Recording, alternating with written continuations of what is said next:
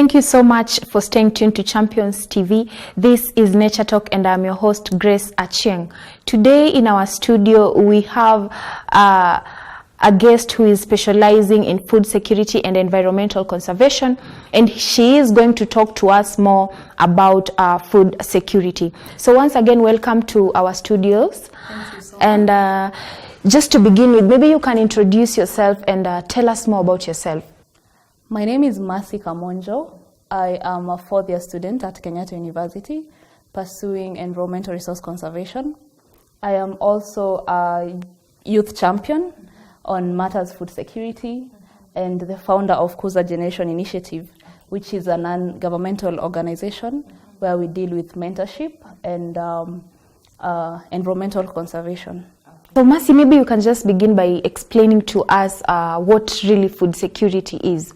So food security in layman's language refers to the availability, access to safe and secure foods to the people to lead a healthy and active lifestyle. So when we talk about availability, we are talking about the sufficiency of the food. When we talk about accessibility, we are talking about are the people able to, acquire this food from where it is, either from the farms or from the market. And lastly, when we talk about utilization, we talk about the diet that is found in the food. Is it enough to lead a healthy life? Okay, so that's actually what we mean by food security. And what about food insecurity? Because we usually hear of people are food insecure, people are food secure. So what is really food insecurity in your opinion? So food insecurity is the opposite of food security. And when we talk about food insecurity, we are talking about the limited access to food. So the accessibility of this food it becomes a struggle, either because of different factors. One being that the people are not earning enough to actually acquire this food that is in the market, or the food that is available is also not in good nutrition. So the nutrition factor is also compromised. So when we're talking about food insecurity, we're talking about limited, and also the nutritious factor of the food is not available. Okay, and so do we have the importances of being food secure and perhaps the negative side of being food insecure? Absolutely. I mean, when you are food secure, then it means that you're leading a healthy life. So you can be able to carry your normal activities, daily activities, in a good health and better, rather than when you're food insecure. So when you're in food insecure, you cannot be able to lead a healthy life. You cannot be able to carry your daily activities in a manner that is going to be 100% productive. You find this normally even in a country where food is insecure. They're food insecure. I mean, you find that the productivity, either it's in the economy, is not as much as the country that is fed. Just a case when you are not okay, in terms of food, would you come to work? Absolutely. Probably it will hinder you from coming to work and actually being productive. But when you know that you're actually taken care of in terms of food, then it means that you can be able to carry out your daily activities. Okay, so Kenya is actually among the developing countries, and currently according to the United Nations, we have the Sustainable Development Goals, and people are like, we really need to have zero hunger. So what is the step that Kenya has made as far as hunger and food security is concerned? First of all, I would love to recommend Kenyans, because I feel like they have taken up the issue of, ensuring that everyone is fed, because we have organizations that are actually supporting the young people out there who are, doing projects that are related to food security. We have either they're giving you funds to, carry out your innovative idea, and also sensitization when it comes to, preaching the gospel on the essence of food security and what actually food security is, because food security is not just having food. Food security is having the food and having the right dietary quantities. So those two needs to be differentiated. So I guess Kenyans are now learning that when I take an egg, I take a fruit, I take different proportions, is better than just taking carbs. You know, so food security is not just the availability, it is also the nutrition factor. So on what the Kenyans are doing is, I feel like at this point in time, we are doing a lot in terms of, you know, ensuring that people actually get sensitized with the knowledge of what exactly food security is. Okay. And so that is just according to Kenya, and you're saying that actually Kenya is actually trying to make a step. So what is your opinion about the global progress as far as food security is concerned? Is the food security going up, or is the food insecurity going up instead?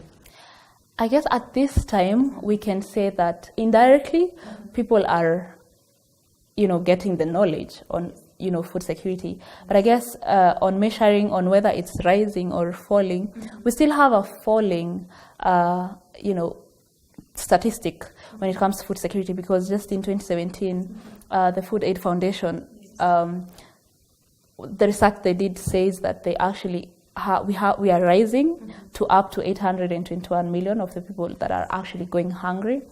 But then those who are insecure are around 700, food insecure are around 791 million people. So that means it's 1 in every 9 people of the, if we are 9, then it means it's 1 in every 9.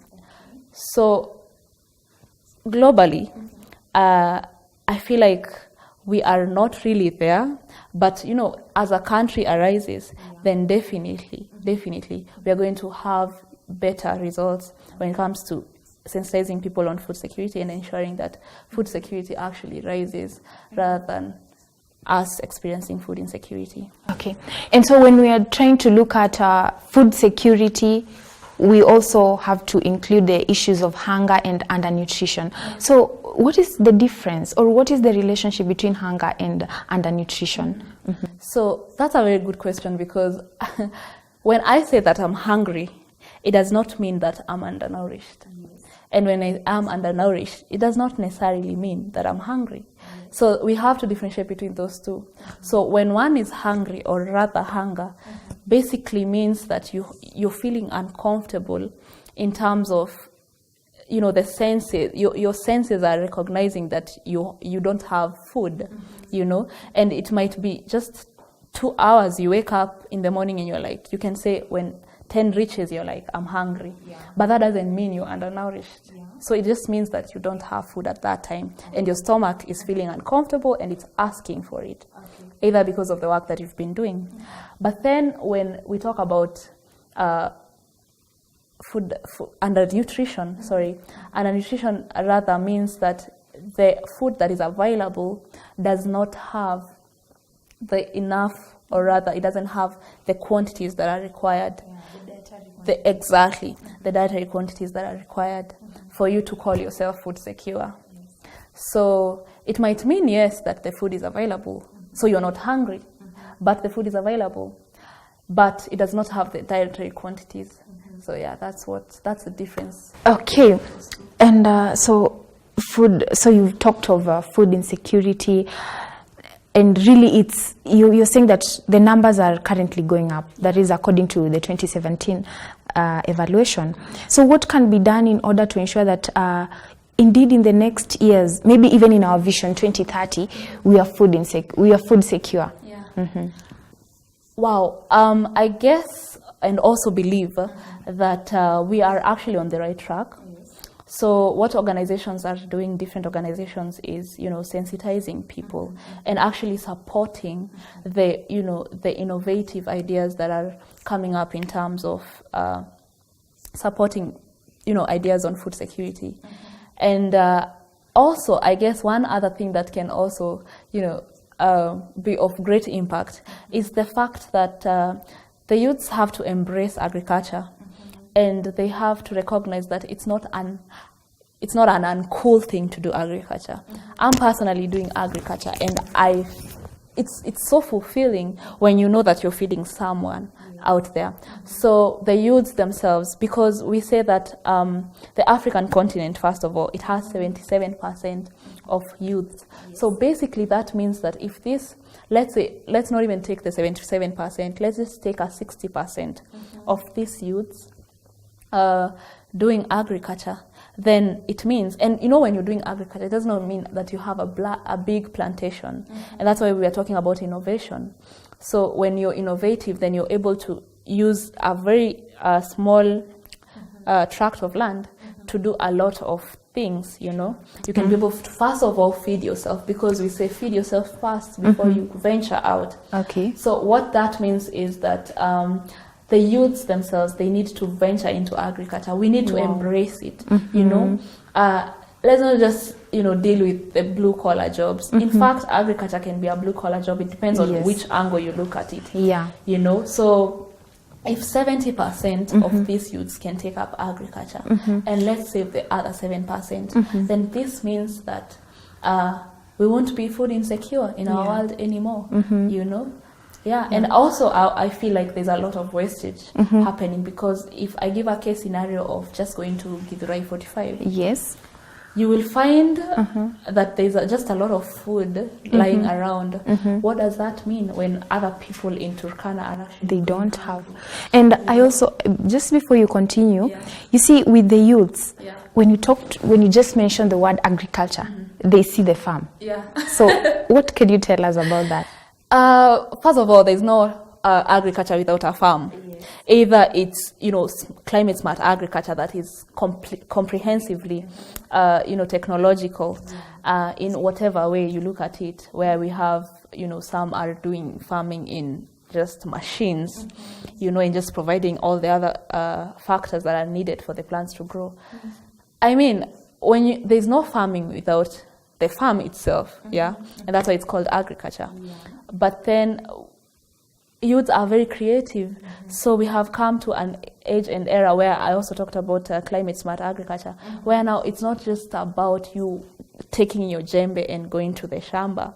It's actually you thinking into other ways. Is even the soil the problem? If the soil is the problem, then what exactly can you do can we farm without this soil, you know? Or can we, you know, do, you know, affecting the you know, the properties, I mean. So when we talk about farming, there is the farm, but then I also said it's the angle that you look at it. You can be the one delegating, you know. You come up with an idea and just tell your people, this is how we are going to do it, you know. So it's not just about getting your hands dirty. So youths should embrace this. Okay. So thank you so much for staying tuned to Champions TV. This is Nature Talk. We are going for a short commercial break, and we hope you're still keeping it to Champions TV, where people get empowered.